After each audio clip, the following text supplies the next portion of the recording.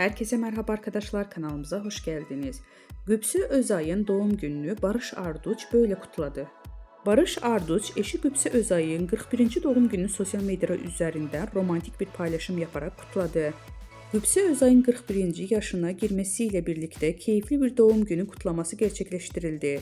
Eşi Barış Arduç, kızları Jan Asya ile birlikte olduğu samimi fotoğraflarını sosyal medya hesabından paylaşarak Gübsü Özay'a olan sevgisini bir kez daha gösterdi. Özay'ın doğum günü kutlamasına dair sosyal medya paylaşımlarında coşkulu 1.41 iyi ki doğdun notunu düşerek mutlu anlarını takipçileriyle paylaştı.